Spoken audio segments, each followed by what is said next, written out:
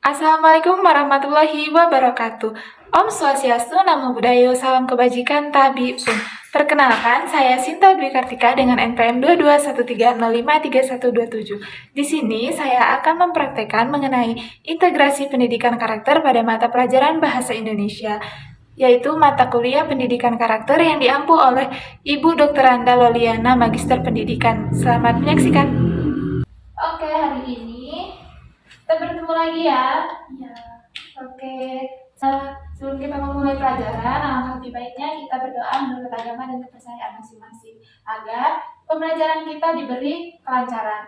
Oke, sebelum memulai pelajaran, mari kita berdoa menurut agama dan kepercayaan masing-masing. Berdoa mulai. Berdoa selesai. Oke, hari ini Akila sehat? Sehat puasa ya? Sehat puasa. Jadi kalau puasa ini mengajarkan kita untuk disiplin, untuk apa lagi? Untuk sabar ya. Dan kita juga menaati peraturan-peraturan dan perintah dari agama kita ya. Iya. Oke. Akila tahu nggak hari ini kita mau belajar apa? Bahasa Indonesia. Ya benar, jadi kita mau belajar bahasa Indonesia mengenai integrasi pendidikan karakter pada mata pelajaran bahasa Indonesia. Nah, yang akan kita bahas pada hari ini, kita mau bahas materi mengenai apa? Ada yang tahu? Teks prosedur. Iya benar banget, jadi kita mau bakal ngebahas tentang teks prosedur. Kita tahu nggak sih apa itu teks prosedur? Langkah-langkah. Nah, ya betul, pintar banget. Nah, di sini bisa dilihat. Jadi, teks prosedur itu adalah teks yang memuat cara untuk melakukan sesuatu secara tepat berupa runtutan langkah demi langkah, sehingga tercapai tujuan yang diinginkan. Ya, jadi teks prosedur itu mengenai langkah-langkah. Langkah-langkah bisa. Nah, sekarang kan mendekati Lebaran. Nah, itu kita bisa mencari teks prosedur mengenai resep buat nastar gitu, atau kita bisa mencari teks prosedur mengenai langkah-langkah menghidupkan handphone, menghidupkan laptop, bisa juga tentang apapun barang yang akan digunakan. Itu ya fungsinya dari teks prosedur. Nah, di sini juga terdapat ciri-ciri dari teks prosedur. Ya, jadi ciri-ciri teks prosedur itu ada 7.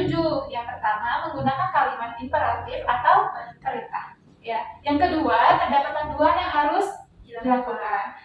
Yang ketiga, menggunakan kata kerja aktif. Yang keempat, menggunakan konjungsi atau kata hubung untuk menunjukkan urutan.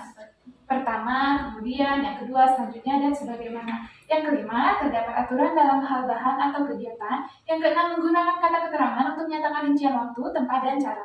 Dan yang terakhir, terdapat penomoran beserta isi kegiatan yang dilakukan secara berurutan. Nah, jadi teks prosedur itu punya ciri khas masing-masing.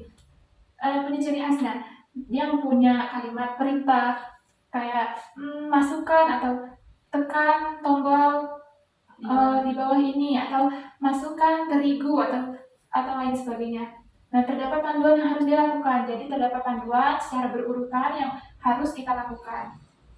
Terus menggunakan kata kerja aktif dan menggunakan konjungsi kata hubung urutan. Nah, fungsinya ada yang tahu nggak kira fungsi dari menunjukkan urutan itu apa? Untuk apa ya? Fungsinya biar tidak salah. Ya, jadi langkah-langkahnya itu harus berurutan agar tidak terjadi kesalahan atau meminimalisir kesalahan. Lanjut. Nah, kita tahu nggak sih ini apa? HP atau handphone? Iya benar. Jadi ini adalah HP atau handphone. Sekarang di zaman sekarang ini nggak mungkin ya anak-anak nggak tahu apa itu handphone. Menurut kita handphone itu apa sih? Telepon seluler. Oh iya, telepon seluler.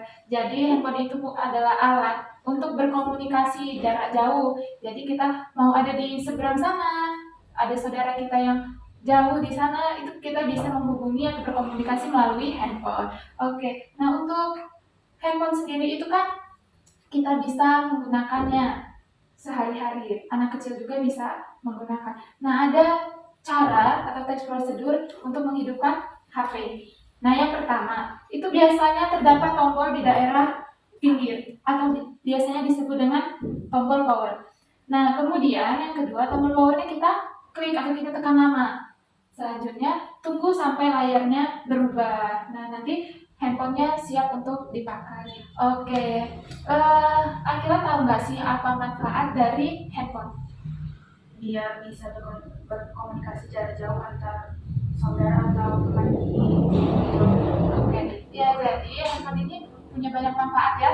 Yang pertama, kita ini bisa berkomunikasi. Oke, tadi kita sudah membahas mengenai handphone atau cara-caranya, yaitu text procedure ya. Sekarang kita akan membahas integrasi pada bahasa Indonesia. Jadi hubungannya itu saling berkaitan. Jadi bahasa Indonesia itu kita dalam sehari-hari juga harus menggunakan bahasa yang baik. Jadi kita menggunakan bahasa yang baik, yang sopan, yang santun kepada orang lain itu harus sesuai.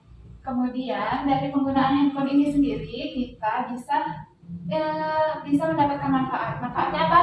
Yaitu kita bisa berdiskusi, bekerja sama dari jarak jauh. Jadi kalau ada tugas kelompok kita bisa berdiskusi atau kerjasama sesama teman melewati handphone. Oke, yang selanjutnya yaitu kita sebagai warga Indonesia kita harus mencintai produk-produk dari Indonesia. Contohnya handphone yang diproduksi di Indonesia atau karya dari Indonesia itu harus kita cintai. Dan selanjutnya kita bisa mencontohkan, kita tahu nggak apa lagi yang harus dicontohkan dalam integrasi ini? Toleransi. Oke, toleransi. Nah, toleransi ini kita kan punya nih, misalnya terdapat bencana alam gitu ya. Nah, itu kan bisa disebarluaskan. Kita bisa menggalang dana, terus kita bisa meminta bantuan orang lain untuk mendapatkan bantuan. Itu caranya gimana? Caranya melalui handphone ini tadi.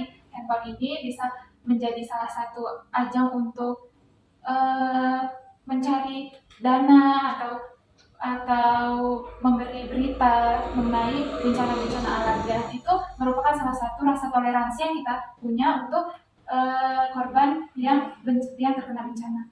Oke, selanjutnya dari teks prosedur tadi itu kan sudah dijelaskan harus secara berurutan ya. Oke, kita lihat di sini. Nah, ini kan sudah terdapat kata hubung menunjukkan urutan seperti pertama, kemudian kedua, dan selanjutnya. Itu menunjukkan bahwa kita harus mematuhi atau disiplin terhadap perintah-perintah yang sudah ada dan sudah ditetapkan. Oke, selanjutnya dari sini juga kita bisa menjadikan handphone atau media zaman sekarang ini sebagai ajang untuk beribadah. Maksudnya kita bisa menggunakan grup-grup WA ya, biasanya terdapat grup-grup WA itu sebagai ajang untuk dakwah. Nah, itu salah satu integrasi yang menunjukkan mengenai religius ya. Oke, jadi setelah kita bahas tadi terdapat 6 integrasi terhadap bahasa Indonesia. Yang pertama yaitu komunikasi yang baik, yang kedua toleransi, yang ketiga dakwah atau religius, nilai religius, yang keempat disiplin, yang kelima kerjasama, yang keenam sopan santun. Oke, jadi itulah tadi beberapa contoh integrasi yang dapat diintegrasikan pada mata pelajaran bahasa Indonesia. Oke, mungkin kita cukupkan untuk pelajaran hari ini, semoga bermanfaat. Ibu akhiri, wassalamualaikum warahmatullahi wabarakatuh. Sekian praktik yang dapat saya sampaikan. Mohon maaf apabila terdapat kesalahan, semoga bermanfaat bagi kita semua. Saya akhiri, wassalamualaikum warahmatullahi wabarakatuh.